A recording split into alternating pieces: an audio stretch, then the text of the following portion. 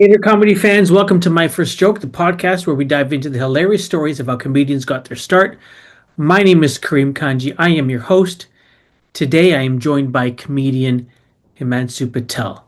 Today's episode is brought to you by welcometotravel.ca. If you're looking for the best and most affordable travel for you and your crew, all inclusive cruises, check out welcometotravel.ca today and tell them I sent you.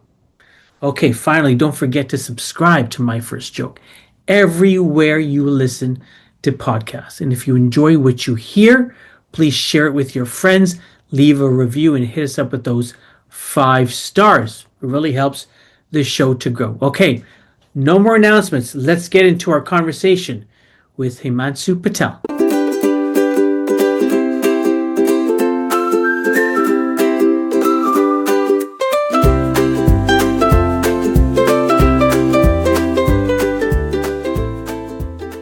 Himansu, thank you so much for joining me. How you doing? Doing all right, Kareem. Nice to meet you. Well, likewise, likewise. So listen, let's get Two brown guys on a Zoom call. Feels like work for some reason. Do we have record? And we have podcast, or am I going to get the you might get a job after this. Perfect. Yeah. And we have AI obviously recording it, which means an Indian. That's what which means yes, exactly. Another Indian guy in the background. Yeah, all right, man. What inspired you to start comedy? What inspired me? You know what? I've been flirting with comedy for over 2 decades. So some people, what's the proper corporate term here? Putting my tip in comedy for a while. I used to promote parties, like I told you. I think I did, clubs and all that stuff in Montreal back in my 17 since I was 17 years old. And then that kind of, segued me into producing some shows for Just for Laughs, the festival in Montreal, which in turn got me to work for them actually, during the festival only for 7 years. So from about 2007 to 2014, I was a venue coordinator for one of their shows called Best of the Fest. Always behind the scenes, just the brown guy behind the scenes. I had no desire to get on stage. I obviously love comedy. Delirious and Raw are my favorite stand-up specials. Yeah. I've always been the joker of the crew. I'm class of 97 in my yearbook, and I was cleaning my mom's plates, and I got funniest in the school. So I've always been, that clown. And then, so I did the Just for Laughs thing until 2014. That was 2014. And then 3 years late, during that time, I've always had this little flame of like writing and just doing something on a performance level. Okay. Yeah. And I was married at the time. And when my ex-wife would go to work, she'd be a nurse at the hospital, and I would literally write stuff and I would practice in front of a mirror with a highlighter.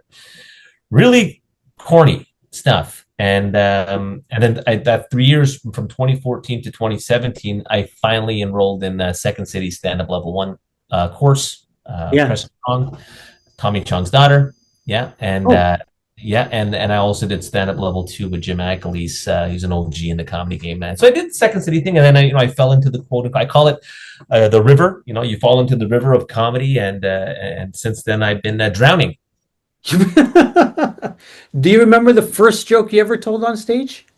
The first joke I ever told, I thought when you reached out for this thing, I was like racking my head. I'm like, what is it? I was trying to look up old clips and stuff, but it was I think the first one. I think one of the first jokes I did was just part of my Second City to the graduation. Okay, yeah. Audiences.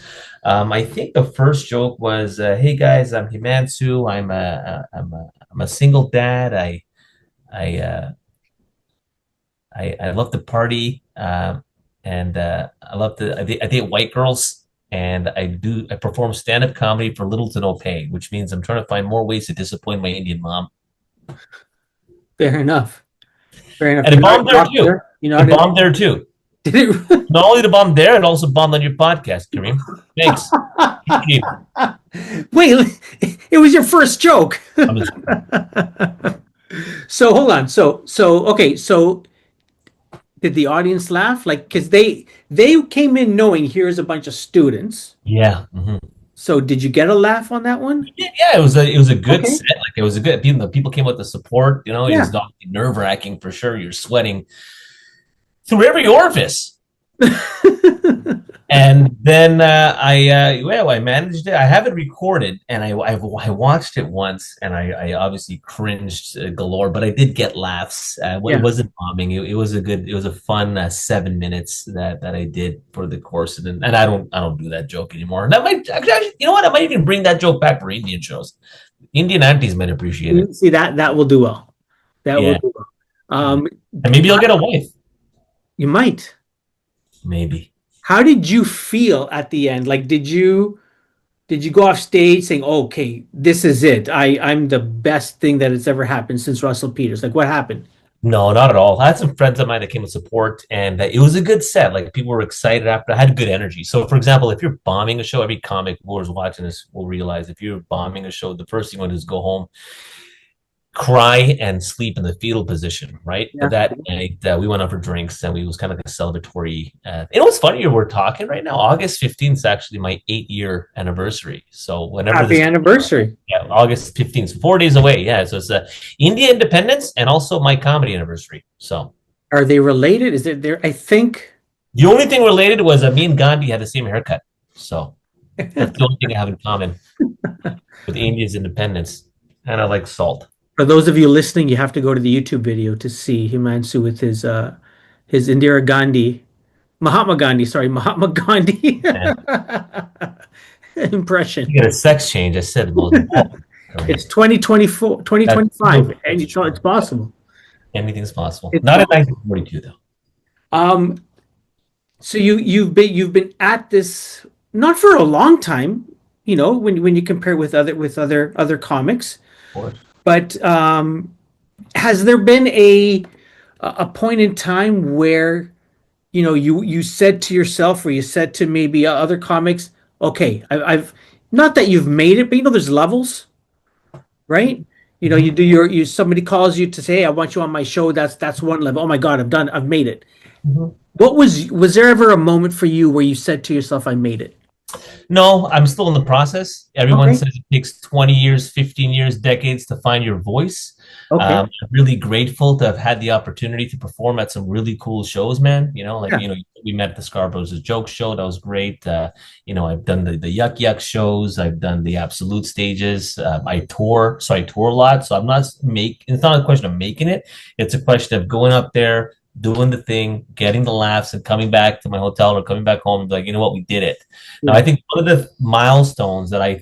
thought Yeah. not made it, but one of the cool moments was me able to get on stage at the Broadway Comedy Club in New York City in Times Square, and I followed our wonderful friend Zarna. Zarna Garg was absolutely murdering it that night as a packed show, probably about 300 people on a Friday night in New York, and I just landed like 2 3 hours before, and I hopped on and I did 6 minutes, and yeah, it was a good set. And once again, didn't go back to the hotel in the fetal position to cry or sleep. We all partied after the show, so it was a good vibe. And I'm proud to say that I checked off the Broadway, and I like to go back there for sure in the future. Mm-hmm. That is nice. Yeah. Doing a New York club is different.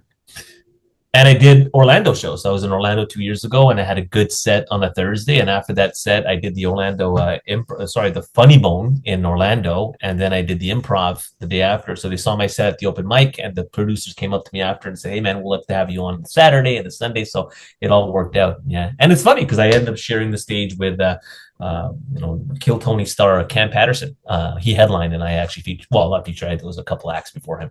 So yeah, man, it's some pretty cool moments last few years. That is nice. Okay, so let me ask you this one. Audiences. Um, you're like, are comedy audiences the same, or are there like stark differences between, let's say, a Toronto audience, a Montreal, a New York, Orlando? Yeah, Absolutely. Every audience is different. yeah, And I think that's the beauty of stand-up. That's why I love it so much because every show you do, it's uncharted waters. You have no idea how it's going to go. And not in the sense of bombing or killing or doing well. It's just people are different. They're different. And the one thing that I appreciate about Toronto is obviously diverse, right? You can do an Indian show on a Friday yeah. and do well, and then you can do a mixed show at Absolute on like a Wednesday, and then I have my monthly that I do in Liberty Village, just predominantly students and young people. I did a show on Friday of last week, and it was busy. I didn't see the audience, but I was in the back of the room and asked the fellow comics, I'm like, how are they? They're like, oh, they're okay. I'm like, okay. And I get up there on stage, and it was about 13 young 19-year-olds, like 13, 19-year-olds. And yeah, it went well. It was just, it's interesting. And even traveling for touring for comedy, we do a lot of these little conservative towns, like Lake Interesting. Bay, Nova Scotia. We've done Kamloops, Kelowna, Port Coquitlam, like all those little white towns. And sometimes I'm the only brown guy in the room, man. And it's nerve wracking sometimes. And some of them are wearing. I'm looking around here, quote unquote Bass Pro Shops hats, and I win them over. And they're great shows. And thankfully, I'm able to resonate with them and connect with them. That And is nice. all share a beer because once you make people laugh, then you're good to go. That is nice. Hey, one thing I like about comedy crowds in Toronto is they're very diverse. Yeah. But if you go to an Oshawa show, Yep. it's not. It's like they're all. It was. I went to Yuck Yucks on. I'm in Whitby right now, so Yeah. I went to Yuck Yucks in Oshawa on Saturday night, Yeah.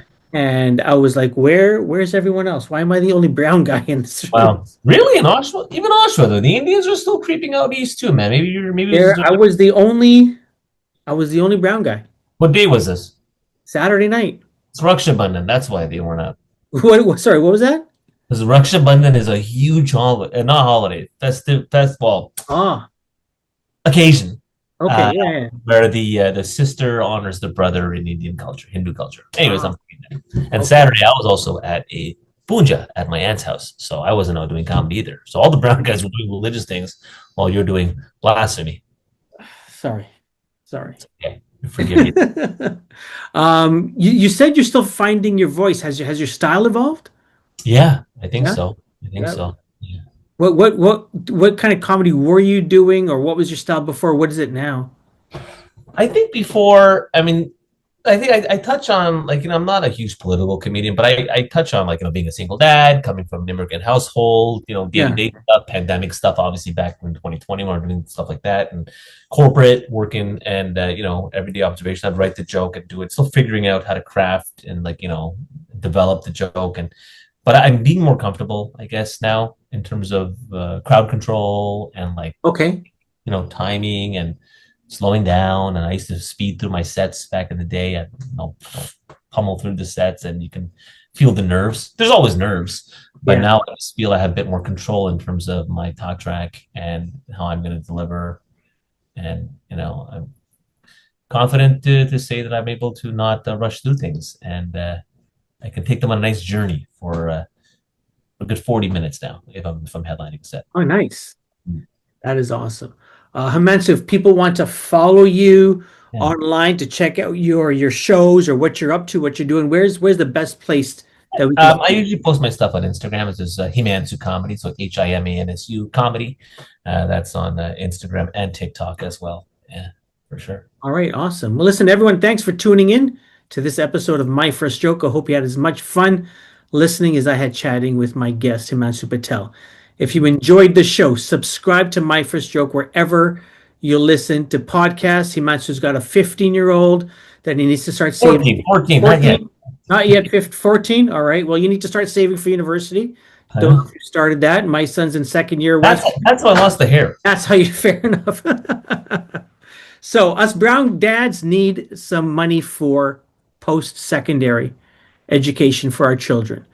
And if they decide not to go, we'll just buy a bike, whichever one happens. But listen, share this episode, share the podcast with your friends. Take a moment to rate, review, and 5-star the podcast. The website, as always, is myfirstjoke.ca.